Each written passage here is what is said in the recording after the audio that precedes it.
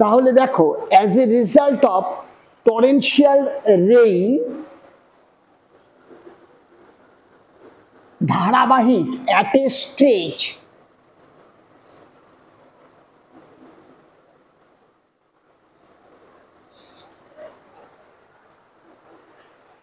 Clear? তাহলে as a result of torrential rain at a stage ধারাবাহিকভাবে মুষলধারে বৃষ্টি। অ্যাট এ স্টেজ এটা একটা ফ্রেজ, এটার মানে হচ্ছে ধারাবাহিকভাবে মুষলধারে বৃষ্টি, বলছে কয়েক দিনের। ঠিক আছে, তাহলে আমরা কি লিখব? For few days. আর একটা জিনিস করে দিতে পারি, ফর লাস্ট ফিউ ডেজ, মানে গত কয়েকটা দিনে। For last few days. Clear ব্যাপারটা? তাহলে কি এটা একটা কেস কি, as a result of torrential rain at a stage for last few days, গত শেষ কটা দিনে ধারাবাহিক অ্যাট এ স্টেজ ধারাবাহিক মুষলধারে বৃষ্টির ফলে আর একটা ফলে পড়ে রয়েছে, সেটা কি? কমা দিয়ে অ্যান্ড, কমা মানে অ্যান্ড দিয়ে জুড়ে দিলাম, অ্যান্ড জলাধারগুলো থেকে জল ছাড়া, অ্যান্ড রিলিজিং, রিলিজ মানে ছাড়া, ঠিক আছে, অ্যান্ড রিলিজিং ওয়াটার, এই দুটো কারণ। অ্যাজ এ রেজাল্ট এ আর বি দুটো কারণ। অ্যান্ড রিলিজিং ওয়াটার ফ্রম, কোথা থেকে? জলাধার, তাহলে ফ্রম দা ড্যামস। ঠিক আছে, ড্যাম জলাধার। তাহলে কি লিখলাম? As a result of torrential rain at a stage for last few days and releasing water from the dams, এই দুটার ফলে কি হয়েছে দেখো, এই দুটার ফলে কি হয়েছে, এখনো বাক্য শেষ হয় নাই। ফলে কি হয়েছে, এই যে জায়গাটা দেখো, কোন জায়গাটা?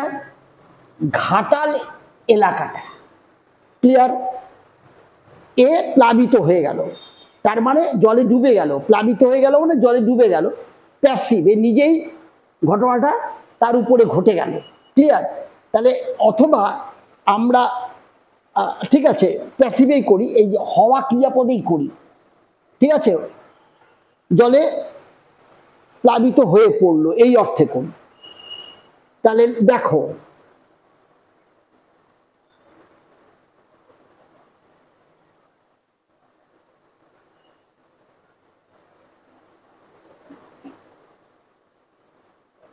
ঘাটাল এরিয়া, ঠিক আছে, এই ঘাটাল এরিয়াটা কোথাকার? বলছে পশ্চিম মেদিনীপুরের অন্যতম ডিভিশনের শেষ প্রান্ত। তাহলে এই ঘাটাল এরিয়ার পরিচয়টা হচ্ছে এইটা। তাহলে পরিচয় যখন আমি লিখব, কমা দিয়ে লিখে দিই, Ghatal area the last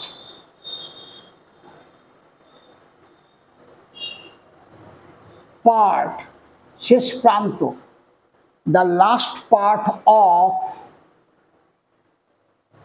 the main মানে এই যে অন্যতম, the main division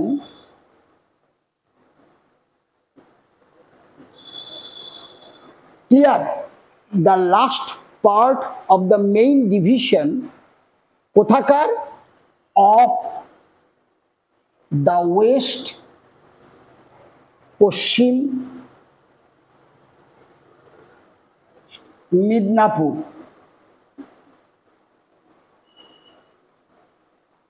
ঠিক আছে, তাহলে আমরা কি লিখলাম? The last part of the main division, তার মানে কে? ঘাটাল এরিয়া, সেটা হচ্ছে the last part of the main division of the West Midnapore.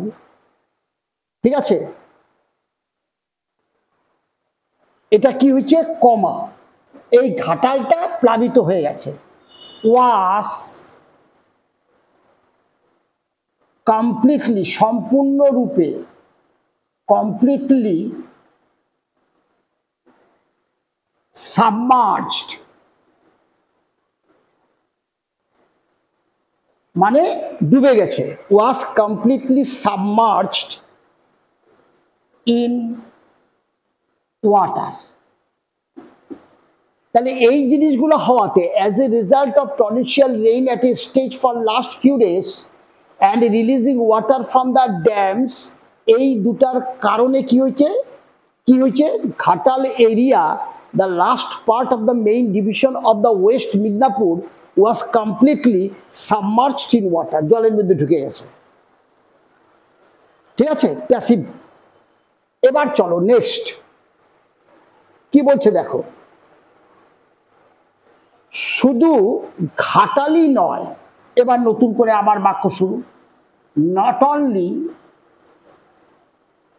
Ghatal, not only Ghatal but, কি বলছে নট অনলির সাথে আমরা বাট করি, নট অনলি বাট, ঠিক আছে। এবার কে ডুবে যায় দাসপুর চন্দ্রকোনা সহ বিস্তীর্ণ এলাকা, তাহলে not only Ghatal but also a large a large area মানে এলাকা, a large area along with, ঠিক আছে, not only Ghatal but also a large area along with Daspur and Chandrakona, তাহলে দাসপুর and মানে এদের সাথে আরো একটা বড় অংশ, দাসপুর and চন্দ্রকোনা, এই যে এরা কি হয়েছে, এরাও জলের তলে চলে গেছে, তাই না? তাহলে আমরা কি বলে দিব,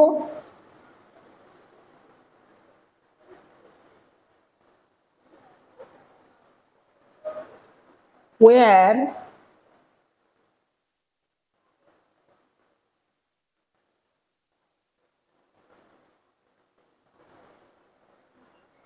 flooded, এরাও ভেসে গেল। ঠিক আছে, এখানে সাবমার্জ দিয়ে করলাম, এখানটায় আমরা এই জায়গাগুলো ভেসে গেল, where flooded, জলে ডুবে গেল মানে ভেসে গেল, ঠিক আছে, where flooded। এবার কি বলছে শোনো, গ্রামীণ এলাকার সঙ্গে ডুবে ছিল ঘাটাল থানাও, তাহলে ডুবে ছিল অবশ্যই পাস্ট টেন্স, একটা সময় ধরে ছিল, এটাকে লক্ষ্য রাখবা। তাহলে দেখো গ্রামীণ এলাকার সঙ্গে, ঠিক আছে, তাহলে আমরা সঙ্গে গ্রামীণ এলাকা, তাহলে আমি লিখি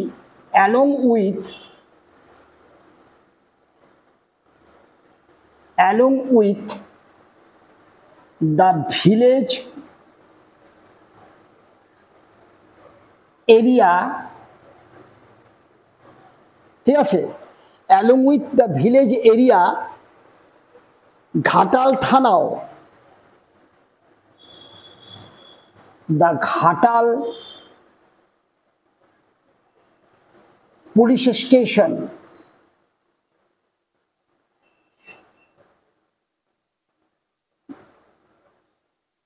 ঠিক আছে। তাহলে কি লিখলাম, along with the village area the Ghatal police station also, এটাও কি হয়েছিল, also had been under water, বেশি সময় ছিল, তাই আমরা পারফেক্ট ফর্মে প্যাসিভে রাখলাম, জলের মধ্যে এটা কি হয়েছিল, ডুবে ছিল, তাহলে had been under water, clear. তাহলে কি লিখলাম, along with the village area the Ghatal police station also had been under water, জলের নিচে ছিল বেশ কয়েকদিন ধরে, ওই জন্য হ্যাড বিন। আর যদি আমি বলতাম মানে জাস্ট ছিল, এখানে বলছে কি আছে, কোথায় গেল, ডুবে ছিল, ডুবে ছিল, মানে ডুবা অবস্থায় ছিল, তার মানে আমাদের এখানে একটু সময় আছে।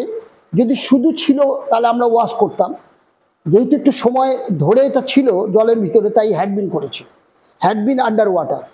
এরপরে কি বলছে দেখো,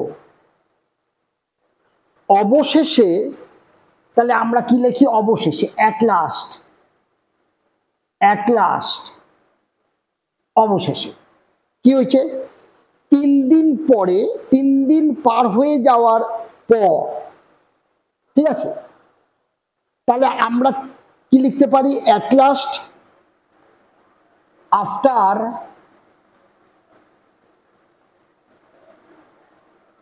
আফটার 3 days,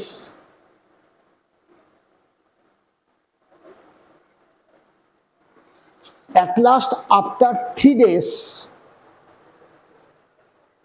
ঠিক আছে, কি হয়েছে, মানে আমরা এখানে সংক্ষেপে বলে দিলাম অবশেষে 3 দিন পর, এখানে বলছে 3 দিন পার হয়ে যাওয়ার পর, তার মানে 3 দিন পর, তাহলে আফটার 3 days ধীরে ধীরে জল নামতে শুরু করেছে, করেছে, প্রেজেন্ট পারফেক্ট টেন্স, দেখো করেছে, মূল ক্রিয়ার সাথে ছেছি ছো থাকলে মানে কাজটা শুরু করেছে। তাহলে আমরা কি লিখবো, কে কে নামতে শুরু করেছে, at last after 3 days the water level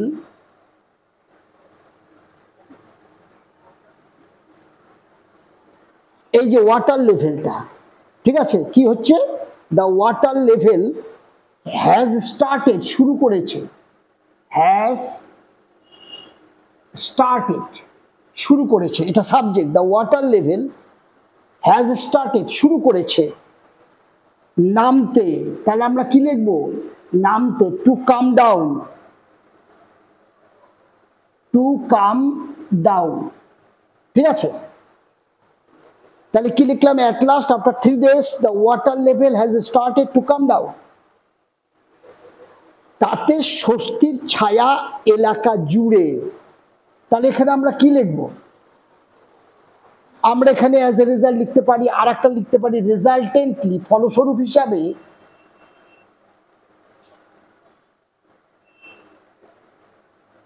রেজাল্টেন্টলি, RESULTANTLY,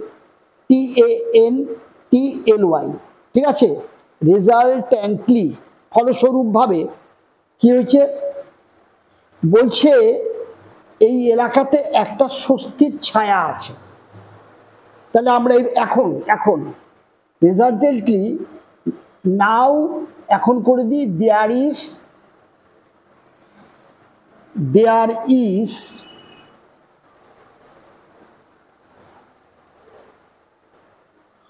a sigh,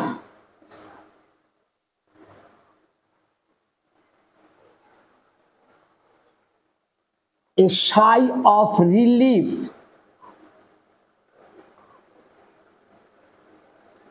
ঠিক আছে, a sigh of relief মানে স্বস্তির নিঃশ্বাস, তাহলে resultantly now there is a sigh of relief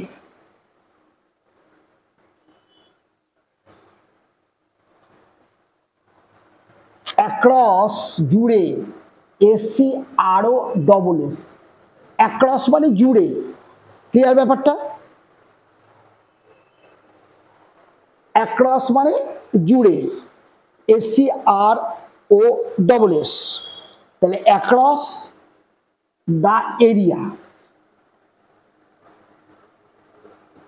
clear, এইভাবে তোমরা ট্রান্সলেশনগুলা করবে, যত বড়ই বাক্য হোক, মানে don't get fear in the beginning, just you identify your Bangla ক্রিয়াপদ, তার উচ্চারণ দেখো, তাকে সাইট করো, এইবার দেখো সাবজেক্টটাকে, তাকে চিনে নাও, এইবার আনুষঙ্গিক যে বিষয়গুলো রয়েছে বাকিগুলো, সেগুলো একটু মনে মনে ভাবো কোথায় কোনটা আমি সেট করব, তাহলেই দেখবে কিন্তু খুব সহজেই এই প্যাসেজগুলো কিন্তু নেমে যাবে। এবং যত প্র্যাকটিস করবে তোমাদের লেখা এবং বলা দুটোই বাড়বে। ওকে, তোমরা এইভাবে প্র্যাকটিসটা চালিয়ে যাও। দেখো অনেক কিছু না জেনেও অল্প সময় তোমরা অ্যাকচুয়ালি কি মানে actually what I like to say you, like to advise you, if you don't know lot of things in your English grammar, it does not matter.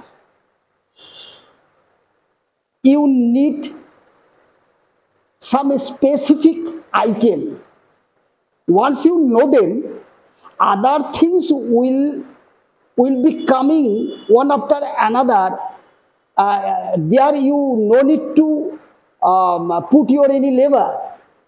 মানে আমি বলতে চাচ্ছি এই যে ইংরেজিতে লিখবো কি করে, বলবো কিভাবে, তোমরা ভাবছো বোধহয় গ্রামার অনেক কিছু লাগে, অনেক কিছু না হলে হবে না। অ্যাকচুয়ালি তা নয়। গ্রামারের কোন জিনিস কখন কিভাবে আসবে সেখানে ছেড়ে দাও, ওটা বড় কথা না। আগে তোমার ভেতরে কনফিডেন্স গ্রো করো। তার জন্য স্পেসিফিক বিশেষ বিশেষ কতগুলো জিনিসকে তোমাদের শিখে নিলেই দেখবে বাকিগুলো দেখবে অটোমেটিক তোমার কাছে ধরা দিচ্ছে। যেমন আমরা ছোটবেলা থেকে বাংলা ভাষায় কথা বলতে বলতে আমরা বাংলা ভাষার লেখা বা কথা বলার ক্ষেত্রে কোন কোন গ্রামার ইউজ করছি we don't know, but we perfectly doing same thing. আমি যে তোমাদেরকে বলি যে বাংলা ক্রিয়াপদের উচ্চারণ দেখো, এটা কোন টেন্সে পড়লো, অ্যাক্টিভ না প্যাসিভ, শুধু এবং ভার্বগুলার V1 V3 ফর্মগুলো একটু শেখো। এই কটা জিনিসকে যদি তোমরা শিখে ফেলে একবার, বাকিগুলা দেখবা নর্মাল কোর্সে এসে গেছে। Group verb, idiom, phrase, if you don't learn no matter, they are actually required to ornament your sentence. They are not prerequisite, mind it. Tense, voice এবং তাদেরকে প্রয়োগ করাটা শিখো with the help of this practice with me. একবার ওই জায়গাটা এসে গেলে দেখবে অটোমেটিক সবকিছু পেরে যাচ্ছ। Okay, no more today, again tomorrow I will tell you lot of thing. Okay, stay well.